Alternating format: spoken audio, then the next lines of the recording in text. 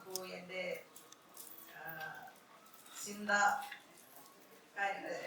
വായനാ ചിന്തകൾ നിങ്ങളുമായിട്ട് ഷെയർ ചെയ്യാൻ എനിക്കിവിടെ ഒരു അവസരം നൽകിയത് മഞ്ജു മാഡമാണ്. അപ്പൊ ആദ്യം തന്നെ മഞ്ജു മാഡത്തിനോടുള്ള നന്ദി രേഖപ്പെടുത്തിക്കൊണ്ട് എന്റെയൊക്കെ ഒരു കാലഘട്ടത്തിൽ ഇപ്പൊ നമ്മള് സാധാരണ നമ്മുടെ സമൂഹത്തിലുള്ള ടീച്ചേഴ്സ് പറയും വായന വളർന്നാൽ ചിന്ത വളരും, ചിന്ത വളർന്നാൽ സമൂഹം വളരും. അപ്പൊ there is a straight connection between social progress and reading. അത് തലമുറയായിട്ട് പകർന്നു വന്ന് ഒരു അതിബൃഹത്തായ ഒരു പൈതൃകമുള്ള ഭാഷയാണ് മലയാള ഭാഷ. ഒത്തിരി മഹാരഥന്മാര് ജീവിച്ചിരുന്ന ഒരു നാടാണ് നമ്മുടെ. അപ്പോ എന്റെയൊക്കെ കാലഘട്ടത്തില് സോഷ്യൽ മീഡിയ ഇല്ല, ഫേസ്ബുക്ക് ഇല്ല, യൂട്യൂബ് ഇല്ല, ഒരു സോഷ്യൽ മീഡിയ പ്ലാറ്റ്ഫോമും അവൈലബിൾ അല്ല, ഈവൻ TV പോലും ഇല്ല. ഞാൻ 10ാം ക്ലാസ് കഴിഞ്ഞ് പ്രീ ഡിഗ്രിക്ക് പഠിക്കുന്നത്, അന്നൊക്കെ പ്രീ ഡിഗ്രിയാണ്, +2 അല്ല. ആ കാലത്താണ് എൻ്റെ ഫാദർ വീട്ടിലൊരു TV വാങ്ങിക്കുന്നത്. പക്ഷെ ആ TVയിൽ വൈകിട്ട് 7 മുതൽ 8:30 വരെ 1.5 മണിക്കൂറേ ഇതുള്ളൂ, റിലേ ഉള്ളൂ, ഡൽഹിന്നാ. അപ്പൊ നമുക്കുള്ള ഓപ്ഷൻ എന്ന് പറയുന്നത് വായനയാണ്. എല്ലാവർക്കും അത് ഇഷ്ടപ്പെട്ടോണമെന്നില്ല. ഞാൻ സ്കൂളിൽ പഠിക്കുന്ന കാലത്ത് എൻ്റെ അമ്മ ഒരു ടീച്ചറായിരുന്നു, സോഷ്യൽ സ്റ്റഡീസ് ഹിസ്റ്ററി ടീച്ചറായിരുന്നു. അപ്പോ അമ്മ എന്നെ കണക്ക് പഠിപ്പിക്കാൻ, ഞാൻ കണക്കിൽ അല്പം പിന്നോക്കായിരുന്നുകൊണ്ട് കണക്ക് പഠിപ്പിക്കാൻ വേണ്ടി സ്കൂളിൽ മാത്രമല്ല വീട്ടിലും സ്പെഷ്യൽ ടീച്ചേഴ്സിനൊക്കെ അറേഞ്ച് ചെയ്തു. 4+3 7 കൂട്ടാൻ ഞാൻ വല്ലാതെ പാടുപെട്ടു. അപ്പോഴാണ് സ്പെഷ്യൽ ടീച്ചേഴ്സിനെ ആക്കിയത്. എന്നിട്ട് ഞാൻ നന്നായില്ല. ഞാൻ എങ്ങനെയൊക്കെയോ 10 വരെ ഇതൊക്കെ കൊണ്ടു കിടന്നിട്ട് 11ലേക്ക് നമ്മുടെ ഇതായപ്പോഴത്തേക്കും ആർട്സ് ഗ്രൂപ്പിലേക്ക് മാറി, ഹിസ്റ്ററി ജോഗ്രഫി ആ രീതിയിലേക്ക്. അപ്പൊ അന്ന് പക്ഷെ സ്കൂളുകളിലും ഈ ലൈബ്രറി സംവിധാനം സജീവമായിരുന്നു. അപ്പൊ അവിടെ നിന്ന് ബുക്ക് എടുത്ത് വായിക്കാൻ എനിക്ക് അന്നേ ഒരു ഹോബി പോലെ, എൻ്റെ അടുത്ത ഹോബി ബുക്ക് എടുത്ത് വീട്ടിൽ കൊണ്ടുപോകാൻ വായിക്കുക എന്നുള്ളതാണ്. അത് കോളേജിലേക്ക് വളർന്നു. അത് കഴിഞ്ഞ് നമ്മുടെ വീടിനടുത്തായാലും പഞ്ചായത്തായാലും കോർപ്പറേഷനായാലും മുനിസിപ്പാലിറ്റി ആയാലും നല്ല ഒന്നര ലൈബ്രറി അവൈലബിൾ ആണ്. ലോകത്തുള്ള ഏത് റൈറ്റേഴ്സിന്റെ ബുക്ക് അവിടെ ഉണ്ട്, വിത്ത് മലയാളം ട്രാൻസ്ലേഷൻ.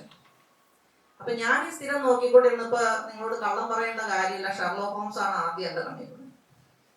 അപ്പൊ സ്കൂളിലാണ് ഈ ടീച്ചേഴ്സ് ഇതൊക്കെ വാച്ച് ചെയ്യും, ഏതൊക്കെ ബുക്ക് വായിക്കുന്നു എന്നുള്ളത്. ഇപ്പൊ ഷെർലോക്ക് ഹോംസിന്റെ എല്ലാ പതിപ്പൊന്നും അവൈലബിൾ അല്ല. അടുത്ത അഗത ക്രിസ്റ്റി. അങ്ങനെ പല ഇതും വായിച്ചു കഴിഞ്ഞപ്പോ അപ്പൊ ലൈബ്രറി ചേട്ടൻ പറഞ്ഞു, മോളെ ഇത് മറ്റു ബുക്കുകളുണ്ടല്ലോ, അതൊന്ന് വായിച്ചു നോക്ക്. ഞാൻ MT കണ്ടിട്ട് എനിക്ക് പേടിയാണ്. ചേട്ടാ എനിക്കൊന്നും മനസ്സിലാവില്ല, MT ഒന്നും എനിക്കൊന്നും മനസ്സിലാവില്ല. തകഴിയുടെ കയറൊക്കെ ബുക്കിന്റെ സൈസ് കണ്ടിട്ട് തന്നെ അല്പം ഭയം തോന്നിയ ആളാണ്.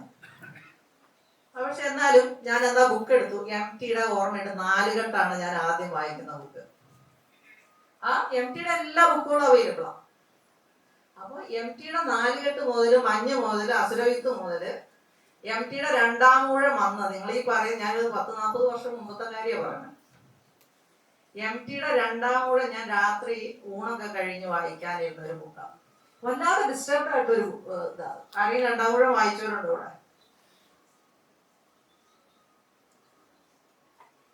വല്ലാതെ ഡിസ്റ്റർബ്ഡ് ആയിട്ടൊരു ബുക്കാണ് അത്. അപ്പൊ ഞാൻ വായിച്ചു തുടങ്ങി. സാധാരണഗതിയിൽ 11 മണിയാകുമ്പോൾ റൂമിലെ വെളിച്ചം കണ്ടു കഴിഞ്ഞാൽ ഫാദർ വഴക്ക് പറയും, കിടന്നോളണം ആ സമയത്ത്, അല്ലെങ്കിൽ എക്സാം പീരീഡാണ് ഈ പ്രശ്നമില്ല. പക്ഷെ എനിക്ക് നിർത്താൻ പറ്റിയില്ല. എനിക്ക് ആ ഡിസ്റ്റർബൻസ് വെച്ച് എനിക്ക് ഉറങ്ങാൻ പറ്റില്ല. ജീവന്റെ സ്ഥിതി എന്താവും, അല്ലെങ്കിൽ എന്താണ് പ്രശ്നം എന്നുള്ളത് അന്ന് ഞാൻ 2:30 ആയപ്പോ ബുക്ക് വായിച്ച് തീർന്നിട്ടായിരുന്നു. പക്ഷെ അത്തരത്തിലുള്ള ഒരു ഹാബിറ്റ് ഉണ്ടായിരുന്നു, എനിക്കും ഉണ്ടായിരുന്നു, എൻ്റെ ബ്രദറിനും ഒക്കെ ഉണ്ടായിരുന്നു. അത് കഴിഞ്ഞ് തകഴി പിടിച്ച് പിന്നെ എല്ലാവരും OV വിജയനായാലും കേശവദേവ് ആയാലും ലളിതാംബിക അന്തർജനായാലും മലയാളത്തിലെ സർവ്വ ബുക്കുകൾ എന്ന ലൈബ്രറിയെ തീർത്തുണ്ട് എൻ്റെ 22 വയസ്സിനുള്ളിൽ. അത് അത്രയ്ക്ക് തീവ്രമായ ഒരു ഹാബിറ്റ് ആയിരുന്നു. പിന്നെ ഹിസ്റ്ററിയിലേക്ക് എടുത്തിയാണ്, BA ഹിസ്റ്ററി ആയിരുന്നു. ഹിസ്റ്ററി വന്നു കഴിഞ്ഞപ്പോ സംഗതി ആകെ പാളി. ഇതൊന്നും അല്ല വായന.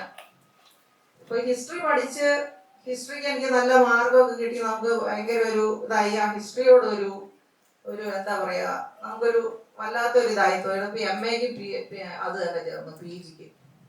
അപ്പൊ പെട്ടു. അമേരിക്കൻ ഹിസ്റ്ററി തന്നെ 4-5 ബുക്കാണ്. അതുപോലെ ബ്രിട്ടീഷ് ഹിസ്റ്ററി ഉണ്ട്, ജാപ്പനീസ് ഹിസ്റ്ററി ഉണ്ട്, ചൈനീസ് ഹിസ്റ്ററി ഉണ്ട്, ഇന്ത്യൻ ഹിസ്റ്ററി ഉണ്ട്, സൗത്ത് ഇന്ത്യൻ ഹിസ്റ്ററി ഉണ്ട്, കേരള ഹിസ്റ്ററി ഉണ്ട്.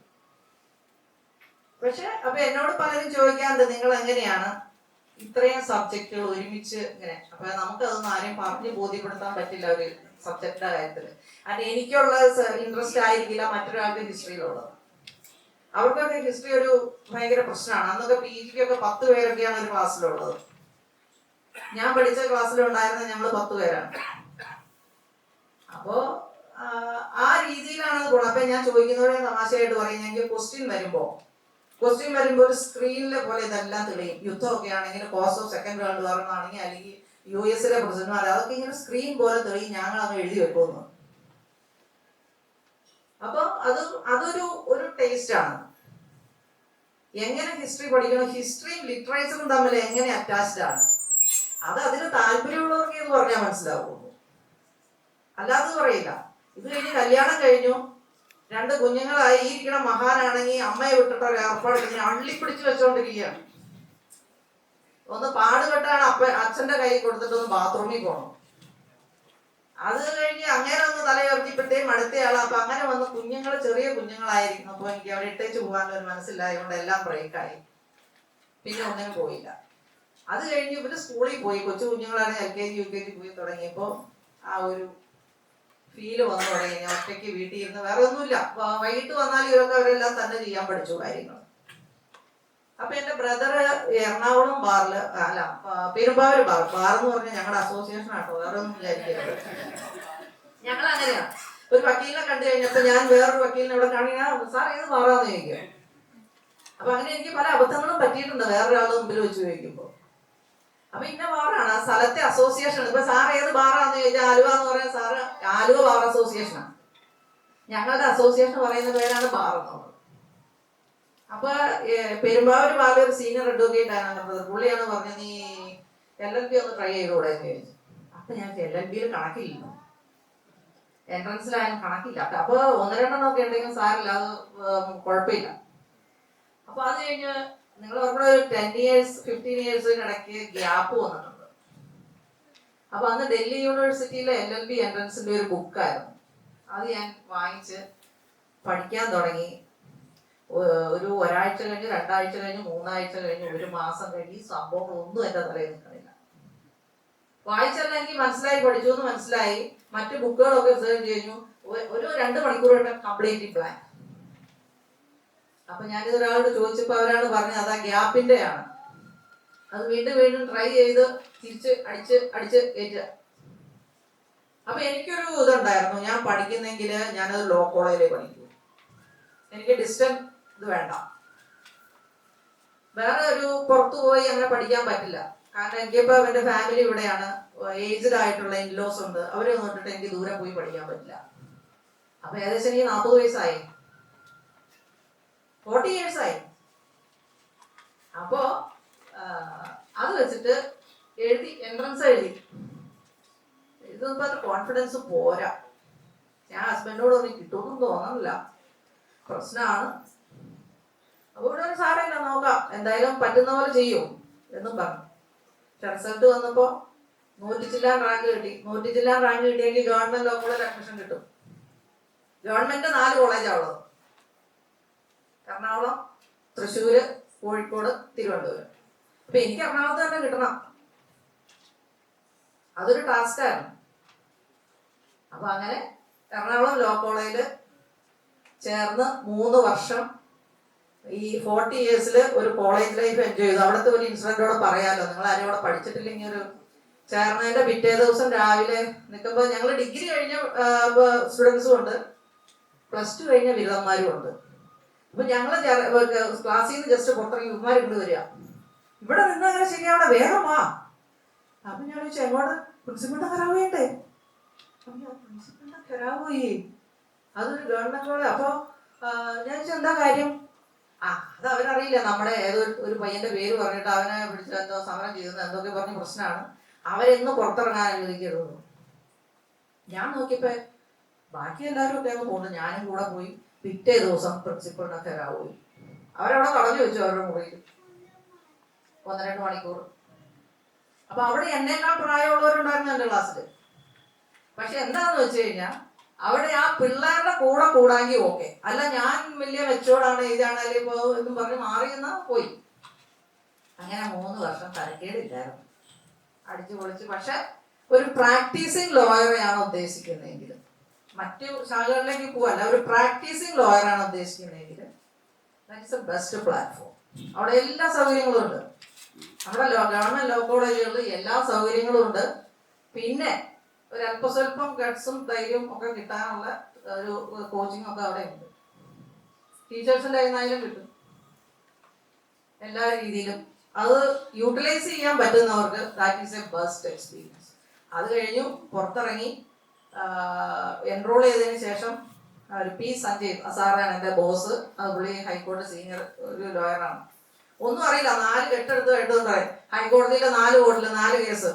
എന്നിട്ട് കഴിയുമ്പോൾ ഹൈക്കോടതിയിലെ വാതിൽ പോലും എനിക്ക് അറിഞ്ഞുകൂടാ. എങ്ങനെയൊക്കെയോ കയറി അവിടെ എങ്ങനെയൊക്കെയോ ചെയ്തു. ഒരു 40 years ആയ ലേഡിയാണ് എന്നെ കൊണ്ട് അവിടെ പഠിച്ചിറങ്ങി അല്ലെങ്കിൽ പിള്ളേരെക്കാൾ കൂടുതൽ പണി എടുപ്പിക്കുക, ഓടിക്കും. Thanks to him. ഒരിക്കലും ഡിസ്ക്രിമിനേറ്റ് ചെയ്തില്ല പുള്ളി.